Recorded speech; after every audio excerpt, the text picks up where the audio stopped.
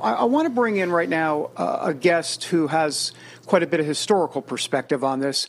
Craig Shirley, a presidential historian, joining us now, regular here on American Sunrise. Craig, FDR, of course, we knew about the day that will live in infamy, Pearl Harbor. Ronald Reagan, the Challenger explosion, he had that speech.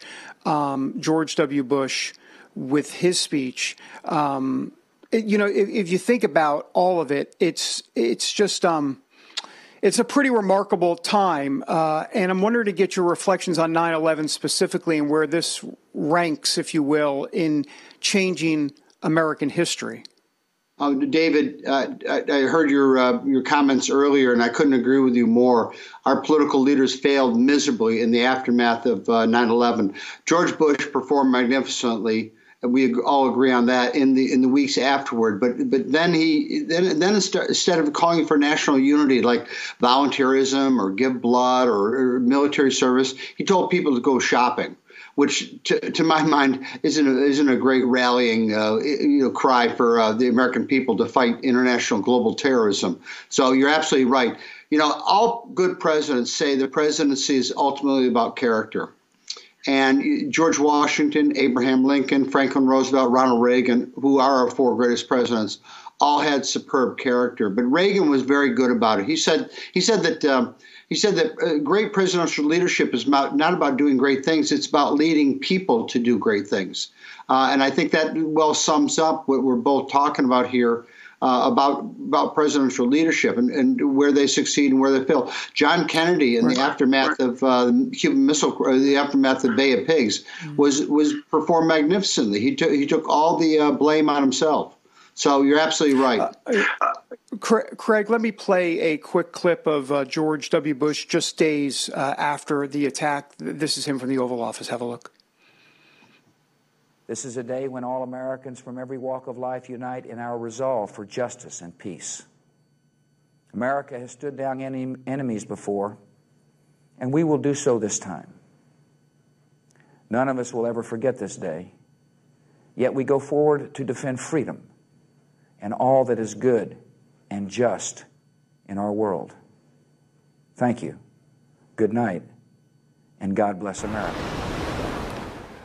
Craig, 76% of Americans say 9/11 was the number one event in their lifetime that affected their lives. That's more than Vietnam, 20%, the moon landing, 17%, JFK assassination, 21%. 9/11 eclipses them all. Give us some perspective on that historically. Well, it's the first time there was ever an attack on American soil. There were little things during this espionage acts during World War II and things like that, and obviously during the Revolutionary War and during the War of 1812. But this was the first major attack, and it changed our psyche. It changed. And look, you mentioned the passage of the Patriot Act, which is very, very flawed piece of legislation, which Congress rushed through, and now we have surveillance of American citizens and all other nefarious activity by our government. So you're absolutely right. Is that there's a lot of good things that came out of 9/11. Mostly by the American people. There are unfortunately a lot of bad things too that came out because of the actions of our government. Yeah, and talking about the actions of the government, if you go through this for a second. From 9/11 came the creation of the Department of Homeland Security, which sounds maybe as a good thing, at least in the time, but we know now it's more bureaucracy and more problems. You have the Patriot Act, and you have this all led to the war in Afghanistan, which became absolutely a boondoggle. And ultimately, though, you wonder if this gave rise to the Tea Party in 2010 and to where the Republican Party is now from a populist standpoint, because this whole idea of nation building and Afghanistan, this is where it went sideways for Republicans in terms of things did not go well.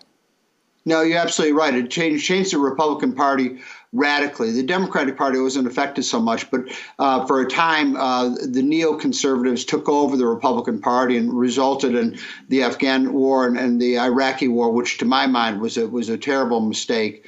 Afghanistan, I can understand. That was the home base of bin Laden and global terrorism. We had to root out the terrorists there, and we shouldn't have withdrawn there. It was a forward operating post for America on terrorism.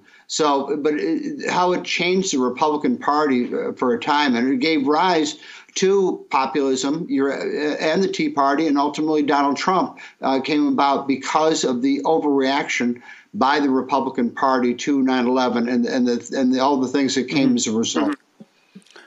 Craig Shirley, thanks for being here on this solemn and somber day. Really appreciate your time.